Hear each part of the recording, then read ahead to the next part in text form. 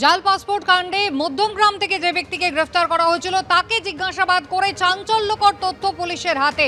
সেই ব্যক্তি বাংলাদেশের নাগরিক এবং পশ্চিমবাংলায় ঢুকে একেবারে নিজের ভোল বদলে ফেলেছিল। সে শুধুমাত্র জাল নথিপত্র নয়, পারিবারিক পরিচয়ও বদল হয়েছিল।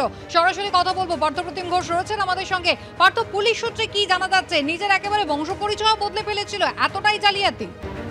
দেখো, জালিয়াতি এমনটাই যে নিজের নাম বদলেছে, নিজের পারিবারিক যে পরিচয় সেটা বদলেছে। যেমন তার নাম, যেমনটা জানা গেছে পাসপোর্ট ইস্যু হওয়ার পর যে জাল নথি দিয়ে তৈরি করা হয়েছে পলাশ বিশ্বাস, বাবার নাম হচ্ছে একেবারে যে ক্ষেত্রে উল্লেখ করা হয়েছে আর হারান বিশ্বাস বলে।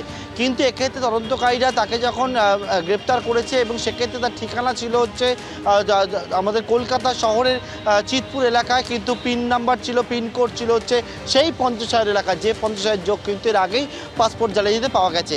কিন্তু তাকে জিজ্ঞাসাবাদ করে জানা গেছে আসলে পলাশ নয়, পলাশের আসল নাম হচ্ছে চয়ন বড়ুয়া এবং তার বাবার নাম হচ্ছে হারান বিশ্বাস না, তার বাবার নাম হচ্ছে জানা গেছে সুমন বড়ুয়া এবং তারা হচ্ছে কলকাতার না, তারা হচ্ছে একেবারে বাসিন্দা হচ্ছে বাংলাদেশের চট্টগ্রামের কক্সবাজার এলাকার বাসিন্দা। যেমনটা জানা গেছে এই পলাশ যাকে গ্রেপ্তার করা হয়েছে আসলে নাম চয়ন বড়ুয়া এবং সে কিন্তু 2021 সালে বেআইনিভাবে আসাম বর্ডার থেকে 2021 সালে ভারতবর্ষে প্রবেশ করে এবং তার পরবর্তীকালে পশ্চিমবঙ্গে চলে আসে। পশ্চিমবঙ্গে এসে কলকাতায় এসে একেবারে এই যে চক্রটা রয়েছে, যারা জালভাবে একেবারে বেআইনি যারা অনুপ্রবেশকারী তাদের সঙ্গে যোগাযোগ করে বেআইনিভাবে পাসপোর্ট বানিয়ে দেয়, সমরেশ বিশ্বাস, রিপন বিশ্বাস বা প্রাক্তন কলকাতা পুলিশের এই সাব ইন্সপেক্টর, তাদের সঙ্গে যোগাযোগ এবং সেখান থেকেই সে কিন্তু পাসপোর্ট বানায়।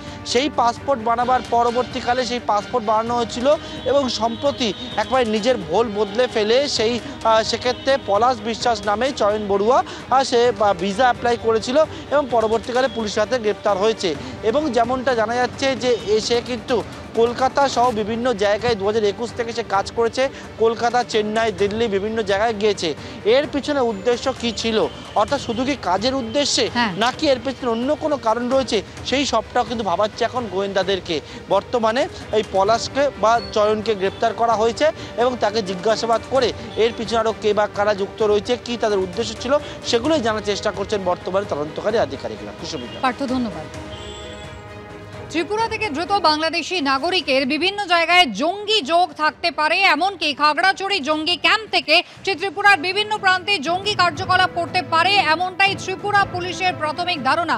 সরাসরি আপনাদের নিয়ে যাব, প্রসেনজিৎ সাহা রয়েছেন আমাদের সঙ্গে। প্রসেনজিৎ, কোন কোন জায়গায় জঙ্গি যোগ থাকতে পারে, কোন কোন জায়গায় সে নাশকতার কাজ করতে পারে, কি অনুমান ত্রিপুরা পুলিশের?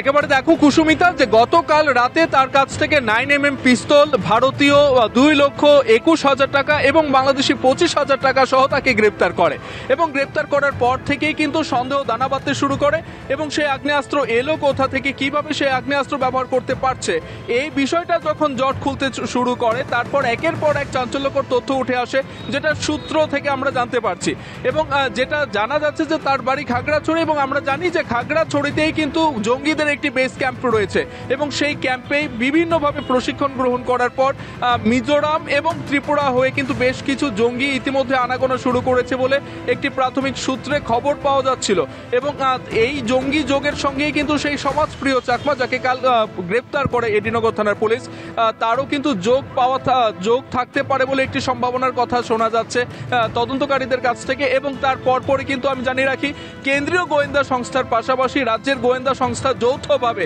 জেরা চালাচ্ছে তাকে এবং যেটা জানতে পারছে বা পুলিশের কাছ থেকে যেটা জানতে পারছি যে পুলিশ বলছে যে সে ধৃত এখনো পর্যন্ত মুখ খুলতে চাইছেন না, কিন্তু খাগড়াছড়ি জঙ্গি যোগ থাকতে পারে বলে একটি সম্ভাবনা এবং এত বছর ধরে আগরতলার মিলনচক্র এলাকাতেই থাকতো এবং গত 8 মাস ধরে যে বাড়িটিতে ভাড়া থাকতো এবং সেখানে সে তার পরিবার, তার মেয়ে, তার ছেলেকে সঙ্গে নিয়ে থাকতো এবং তার ছেলে মেয়ে শহরের বনেদি স্কুলগুলোতে পড়াশোনা করতো এবং যেটা জানা যাচ্ছে ভারতীয় নথিপত্র ছাড়া ভারতের কোনো স্কুলে ভর্তি করানো সম্ভব নয়। তার মানে ধারণা করাই যাচ্ছে যে ভারতের আধার কার্ড থেকে শুরু করে ভোটার আই কার্ড সবকিছুই তারা কিন্তু ইতিমধ্যে সংগ্রহ করেছে। ধন্যবাদ প্রসেনজিৎ।